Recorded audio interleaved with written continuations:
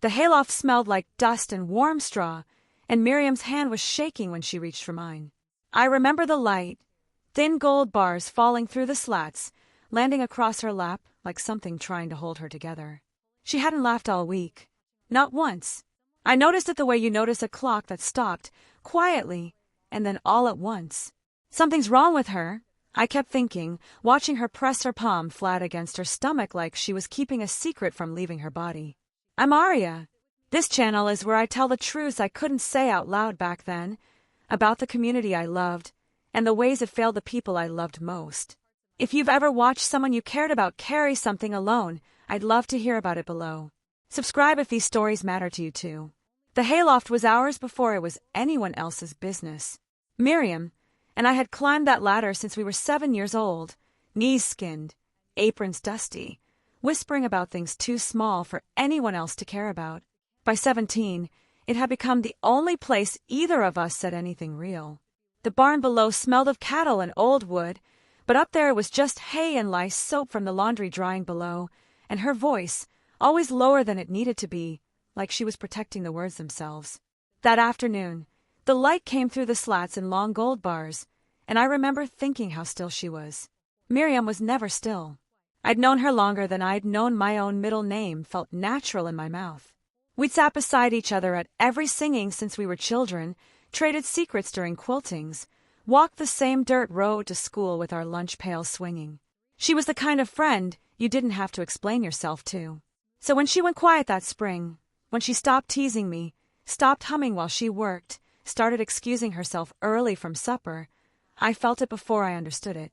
A dress let out at the waist, a hand pressed low on her stomach when she thought no one was looking. Nausea she blamed on the heat.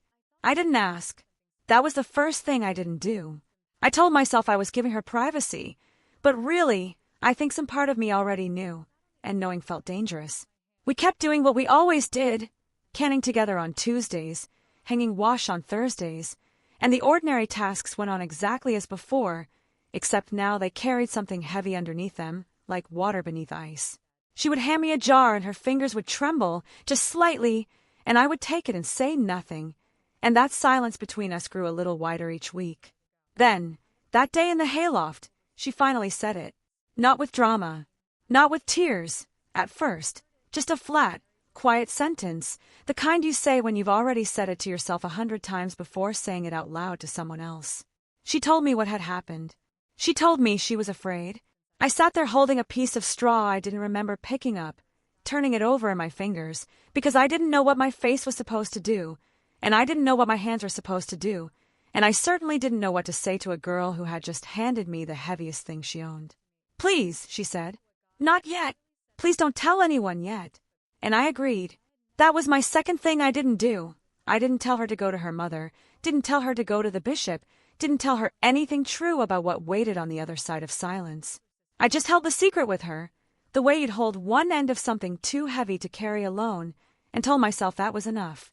It felt, in that moment, like love. Looking back, I wonder if it was only fear wearing love's clothing. For 2 weeks, we lived inside that secret together. We washed dishes side by side after church suppers, our hands moving through the same soapy water, and I'd catch her looking at nothing, somewhere past the window, past the fields, past all of us. I started noticing the things I hadn't let myself notice before. How she'd stopped eating breakfast, how she pressed her hand flat against her apron whenever someone hugged her too hard, how she flinched at the word blessing when the minister used it at the table. We never spoke of it directly again. It sat between us like a third person at every meal. It wasn't me who told. I want that said plainly, because for years I carried the guilt as if it had been my mouth that broke her open to the world, and it wasn't. It was her own mother, doing the wash, who found what a girl in trouble cannot hide forever. I heard about it the way you hear about a storm that's already flattened a barn 3 farms over, secondhand, breathless, from my own mother at the supper table, her voice pitched low the way ours had been in the hayloft. Miriam's family called for the bishop. I remember setting down my fork very carefully, as if the sound of it hitting the table might be the thing that made it true. I didn't sleep that night. I lay in the dark going over every canning jar, every silent Thursday, every moment I'd chosen comfort over courage, and I understood, for the first time, that something was coming for my best friend that I would not be able to stop, soften, or share. Somewhere across the field, in a house I'd eaten supper in 100 times, the meeting was already being arranged. I didn't know yet what it would cost her. I only knew that whatever it was, I would be watching it happen from a safe distance, spared, simply by circumstance, and that this, too, was a kind of price I would go on paying long after hers was settled. I wasn't in the room when they told her what would happen. I've never stopped being grateful for that, and never stopped being ashamed of the gratitude. What I know secondhand, from my mother, from the way the women's voices dropped at the next quilting, from Miriam herself, months later, when she could finally say it without her hand shaking. The bishop and the elders met with her parents first, then with her. There was no shouting, no scene laid bare in front of the congregation the way I'd feared. It was quieter than that, and somehow the quiet made it worse. She would confess before the members on a Sunday, stand and speak her wrongdoing aloud while the congregation listened in silence, and after that, a marriage would be arranged, quickly, to the young man responsible, whether either of them was ready for it or not. I want to be honest about what I saw, because it wasn't only cruelty. Some of the older women brought food to her family that week, the way they would for a sickness or a death, and I think, in their minds, it was both. One of them, old Sarah Zook, sat with Miriam an entire afternoon and never once mentioned the reason why, just braided her hair the way she used to when Miriam was small, humming an old hymn under her breath. But others crossed the road rather than greet her mother at market. Some children were told not to play at her house for a while, as though shame might be catching, like a fever passed hand to hand. Both things were true at once, real tenderness and real distance, and I have never found a way to make that make sense, only to hold it the way I once held her secret. I learned later that this wasn't the first time. An older cousin of mine, gone quiet for years about her own girlhood, told me once, in a low voice much like Miriam's had been in the Hayloft, that the same thing had happened to a friend of hers a generation before, the same swift marriage, the same public confession, the same food brought by the same kind of women. It wasn't a story anyone told on purpose. It was a pattern, passed down the way a quilt pattern is passed down, stitched into how the community understood a woman's mistake, and a man's, though his was rarely spoken of at all.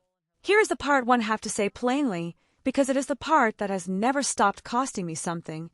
I said nothing in her defense. Not at the members' meeting, not after, not when the other girls at singing started speaking about her in that careful, pitying tone people use for someone they've already decided is lesser now. I stayed quiet because I was afraid that if I stood too close to her shame, some of it might land on me too. I told myself I was protecting my own family's name. I have never been able to fully forgive that version of myself, the one who chose safety over standing beside the person who had trusted me first with the truth. But I did do one thing right, and I hold on to it even now. During the weeks before her wedding, when most of the young people kept their distance, I walked to her house on a Wednesday evening, told my mother I was fetching something for a quilting, and sat with her on her porch steps until it got dark. We didn't talk about any of it. We talked about nothing. About a cat that had gotten into the corn, about whether the peaches would be good that year. I think she needed, more than an apology or an explanation, just one evening of being treated like herself again. I have never been prouder of anything I've done, and never been more aware of how small it was next to what she needed. What I didn't understand then, and understand now, is that the same community capable of that swift, humiliating judgment was also, later, entirely gentle with the child. By the time her daughter was born, no one spoke of how she'd come to be. She was baptized, blessed, passed from arm to arm at gatherings like any other baby. The same mouths that had gone quiet around Miriam softened completely around her daughter, as if the ledger had been settled, and there was nothing left to hold against a baby who'd done nothing but arrive. I don't know how to reconcile the two, the harshness toward the mother, the tenderness toward the child, except to say that both were real, and I witnessed both with my own eyes. If you're watching this, I wonder, have you ever stayed quiet while someone else paid a price you might have shared, had things gone only slightly differently for you? I think about that more than almost anything else from those years. I wasn't punished. I wasn't questioned. I went on to my own wedding 2 years later, in a dress no one let out at the waist, and no one asked me why I deserved that particular mercy. I don't think I did. I think I was simply lucky, and she was simply caught, and the space between those two words has haunted me for 30 years. Miriam is still in the community. She has grandchildren now, and a husband who, whatever their beginning, learned over the years to be gentle with her. When I see her at gatherings, we don't speak of that spring. We don't need to. It sits between us still, quieter now, worn smooth the way a stone gets worn smooth by a creek that never stops moving over it. I loved her before I understood what fear could do to loyalty, and I love her now, knowing exactly what it did. That's the only ending I have for this. Not forgiveness, not blame, just the plain fact that she survived a thing I was only ever asked to witness.